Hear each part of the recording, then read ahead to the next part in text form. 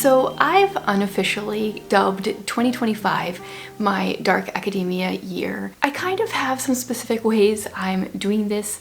One, I'm reading a lot of fantasy, as I have been for the last few years.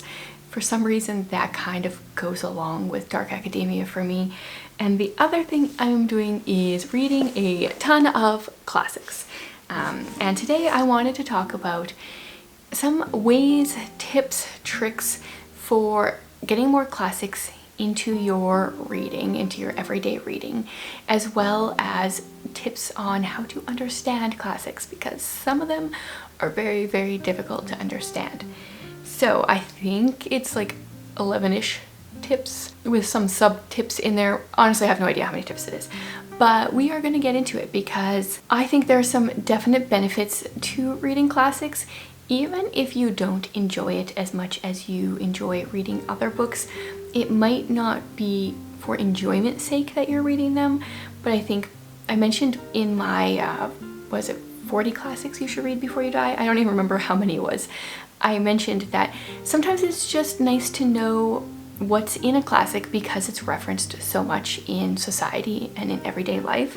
So I think there's a lot of reasons that a person might read a classic, and enjoyment may be on there and it may not be, but I think there is definitely some benefit to reading a variety of classics as well. Okay, so we're gonna go for some fairly easy, fairly practical tips in here that anyone can add into their life.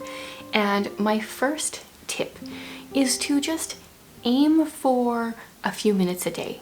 Now, don't decide, you're going to pick up a Dickens and like, I'm not gonna read any other books. I'm just gonna sit in this Dickens book until I'm done. That's an easy way to get overwhelmed and to totally burn yourself out from classics. So what I like to do is just set a small goal for myself. So what I've been doing for the last couple of years, last year I read the Pickwick Papers in January and February. This year it's Nicholas Nickleby. Dickens is an author I want to read, but I am not the hugest fan of a lot of his stuff. It's just very dense, very wordy. But I had decided last year, and it's continuing on until I'm done his books, that what will work for me, the best for me at least with him, is to make myself read either 10 pages or a chapter a day. Thankfully, both of these books, each of the chapters seem to be about 10 pages. I don't know if it's because his works were usually serialized that they're so consistent, but I'm enjoying the consistency, or at least most of the time. Sometimes you'll get a chapter that's like 4 pages and one that's like 20 pages, but for the most part it's about 10 pages. So I tell myself I have to read my chapter for the day and then I can read another book, but I'm not allowed to read a just for fun book until I've read my chapter.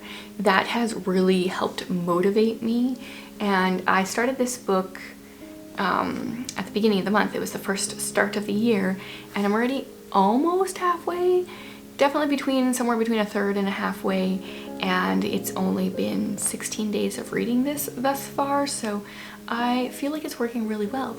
Many days I actually read 2 chapters a day, so I would highly recommend this. It's a great way to not feel overwhelmed and just slowly plug away at a classic. A number of years ago, I came across and used the app Serial Reader. Now, I haven't used it for like 3+ years, so I'm not sure how it is now, but the idea of it was you signed up to read a classic, and every day you got 20 minutes worth of reading assigned to you.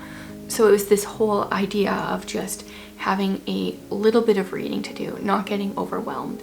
And that worked really well for me, except this was a season in my life at that time when I had a baby that never slept through the night.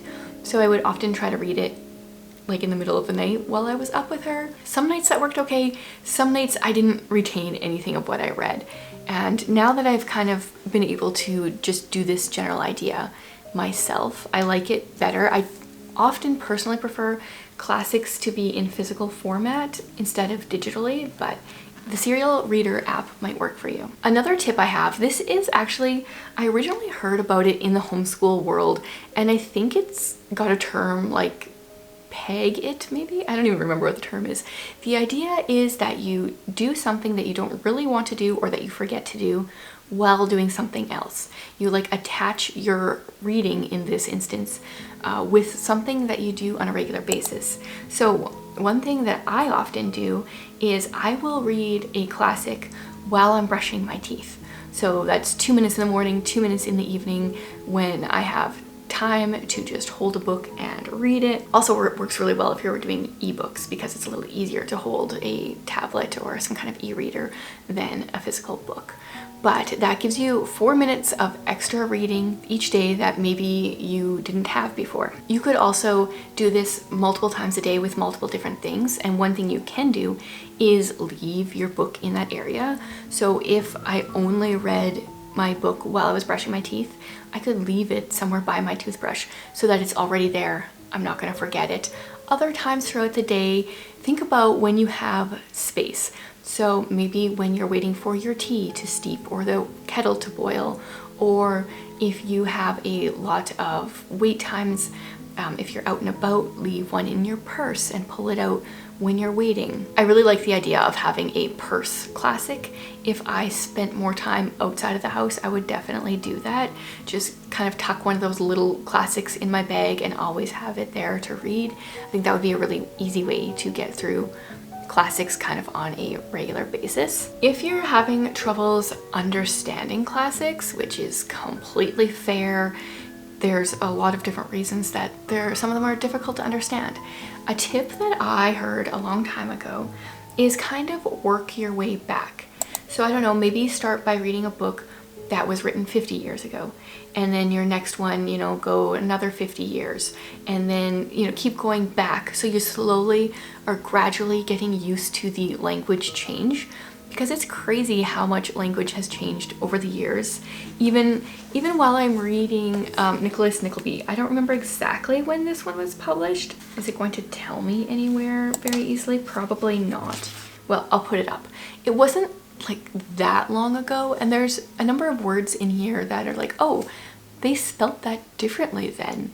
And if you're gonna go even farther back, you're gonna notice a lot more differences as far as like how words are spelled and just other differences in the books and in the time period. So definitely recommend just trying to slowly work your way back. That will help a lot with the understanding. Another suggestion is start short.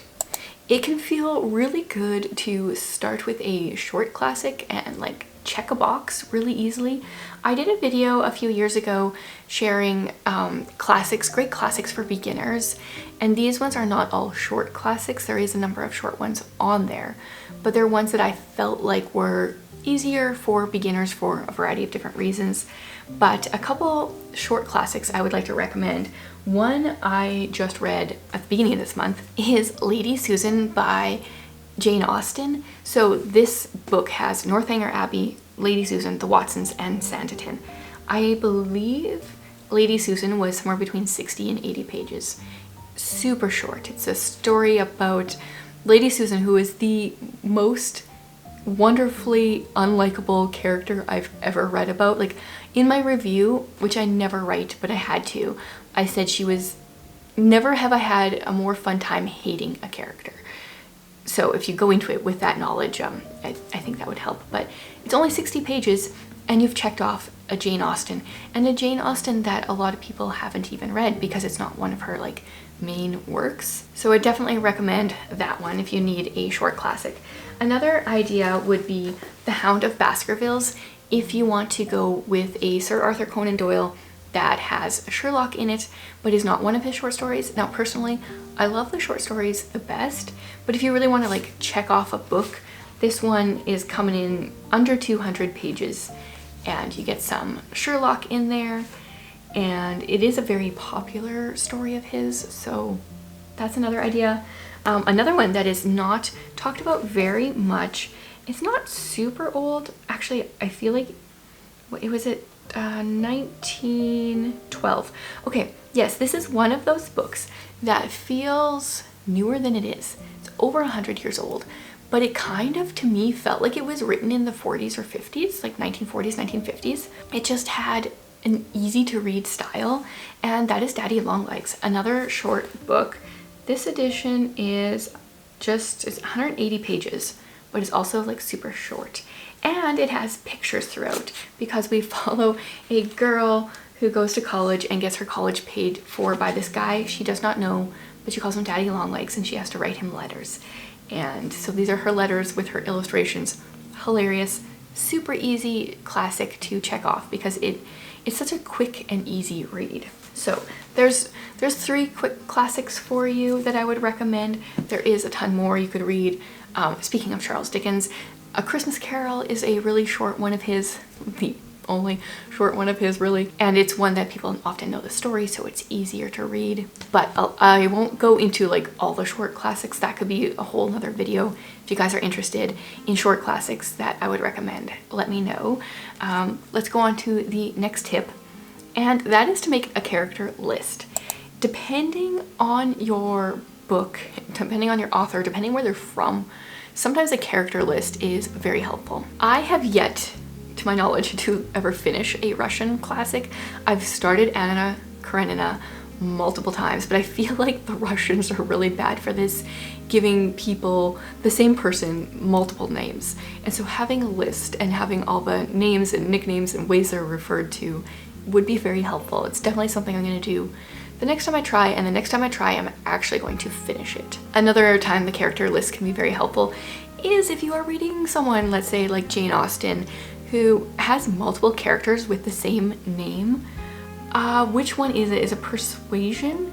I think it's Persuasion, which is my favorite of hers. There is 3 characters named Charles, and like, which Charles are we talking about? And so it can be helpful to have a character list / a little cheat sheet on like, okay, this Charles is this one and this Charles is this guy, because it can be a little confusing when everyone has the same name. This one was a hard one for me to like mentally wrap my mind around, but reading a summary or watching a video that has a summary is super helpful when it comes to classics.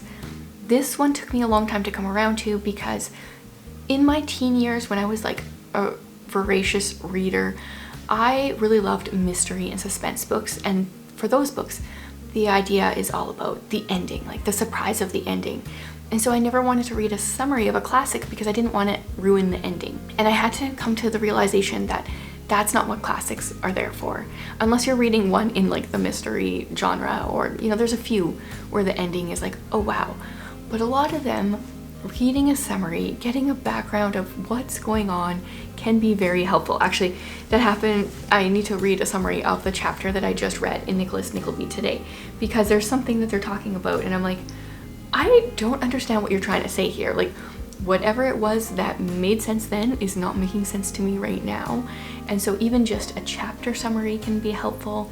I did that when I was reading Villette in the last couple months. There was a few times where it was like, okay, I think I'm understanding what's going on, but I'm not 100% sure. So I need some clarification so I can continue to understand what's going on with the book. And so I had to be okay with the fact that I would know the ending, but that knowing the ending of the book would help the journey to get there be so much better, like more enjoyable. I'd be understanding the journey instead of just scratching my head the whole time. And another thing kind of hand in hand with that is to watch a movie or TV adaptation. You could watch it before, you could watch it in the middle, you could watch it in the end. Either way, it will help kind of give a little bit of a summary. There are going to be some differences. Some books are very different than their adaptations. Actually, I'm in the process of rereading Anne of Green Gables for our read along and the live that will be happening at the end of this month. If you don't have the details for that, I can leave the link where I announced all that below.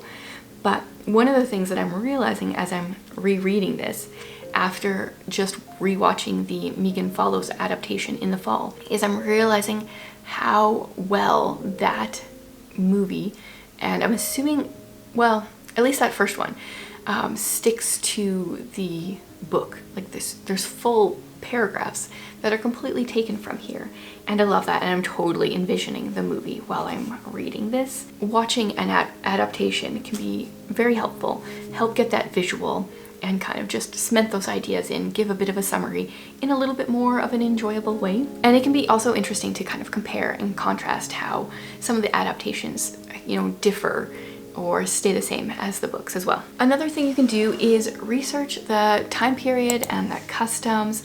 One of the books that I read was not last year. Was it last year? End of 2023, I think, was Wives and Daughters by Elizabeth Gaskell. And there were a few things in here where I was like, is this a Victorian custom? I needed to research a few different things, and that made my understanding of what was going on so much better. And I feel like the farther back you go, the more helpful it is to research the customs, because they're, you know, the farther back you go, the more different it is going to be from how we currently live, which is very loose and different. Even while reading Nicholas Nickleby here, I'm just thinking like how things are so different now. In the chapter I read yesterday in Nicholas Nickleby, he kind of went to this B&B type thing. I don't even know what they were called. This one was a little bit smaller than the average inn, and all of a sudden he's eating a meal, sharing a meal with this other man that's there, and I'm like, that just would not happen these days. They would never even seat you at a table with someone you don't know, never mind like sharing the same meal. And yeah, different times, and it can be good sometimes to realize what's normal for the time and what the author is trying to show is very different. One of my favorite things to do when reading classics in the last few years has been to annotate. So if you can see, many of my books here have lots of tabs. There was a time where I was just tabbing and not annotating. That can still be fun because each of these tabs is representative of something, either something I enjoyed, something I found funny, something that made me cringe, etc. But in the last year, maybe even in the last 6 months, I would say, I have been doing more annotating. And this is kind of just a way for me to interact with my reading more. So this last month especially, I've been doing a really good job, not to pat myself on the back, but I mean, I'm being very consistent with sharing some of my annotations of the classics that I'm reading in my Instagram stories. So earlier this month when I was reading Lady Susan, I shared some of those. There was some times where I was having some issues with Lady Susan, and I was not afraid to share it in my annotations. And I've also been sharing some of my Nicholas Nickleby annotations as well. Another one where there's some characters that a person loves to hate. And it's just giving me a deeper reading experience where I'll be like, what are her motives? Why would you say that? And I would make predictions. One of the things that Dickens does in, I don't know if it's all or a lot of his books, that one I wrote there, I wrote eye roll. Sometimes usually he'll write a little summary of a chapter. And for example, in this one, after the little summary I wrote, sounds boring. So I was not anticipating this chapter. So I just feel like it gives me a little bit more, especially when there is characters that are kind of fun to dislike. It gives me a little bit more skin in the game. I don't know if that really works in this context, but it just makes it a little bit more interactive and enjoyable. So I'm really enjoying that. Also doing that with my reread here of Anne of Green Gables. Oh, I had to draw a heart the other day, which I can't draw hearts. I cannot make them symmetrical. But Matthew and his love for Anne, like his instant love for Anne, deserved a little heart, because Marilla's like, what good would she be to us? And Matthew says, we might be some good to her. Yes, just breaking my heart there, Matthew. Love it.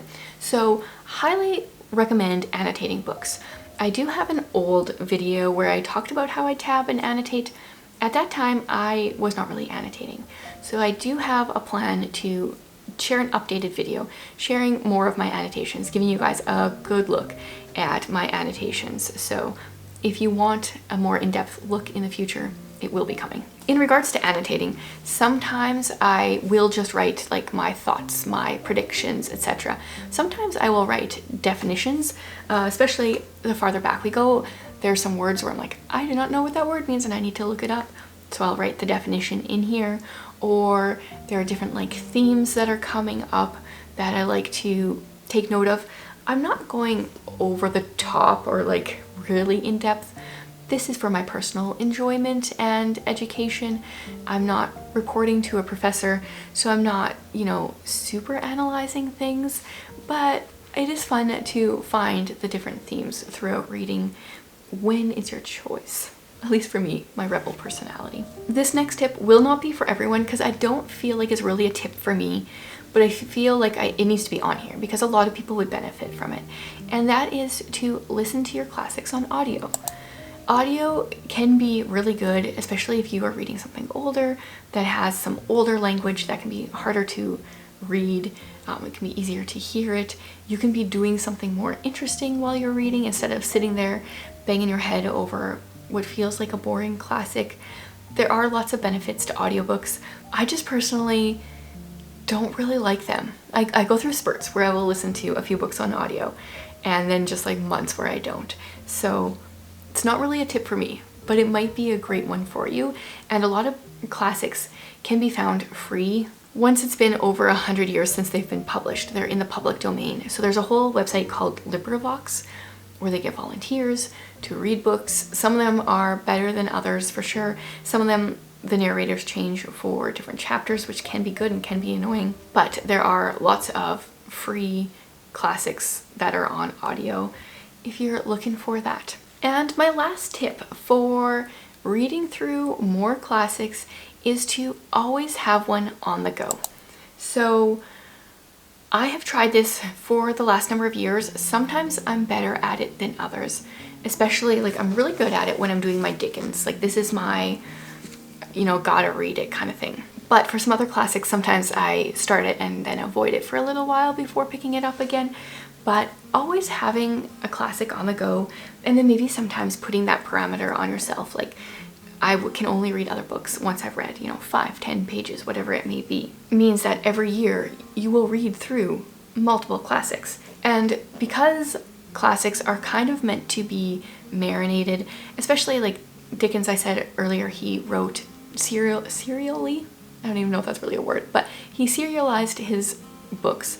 So they would appear in print. I don't know if they were like on a weekly basis or how it worked, but I don't think he really ever expected anyone just to binge his books. They were being released little chapter by chapter.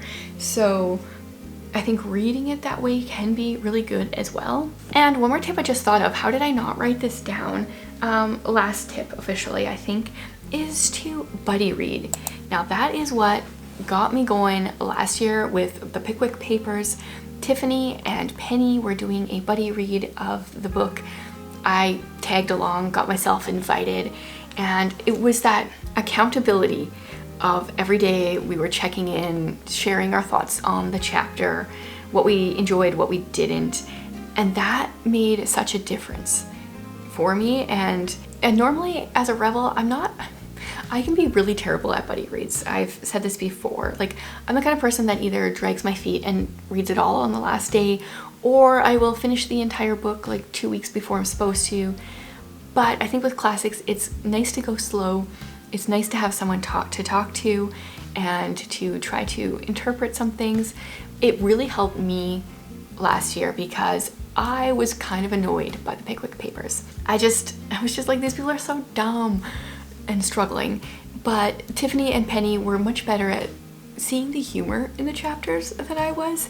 And so once I read their thoughts and interpretations, I was like, okay, maybe the chapter was better than I thought it was.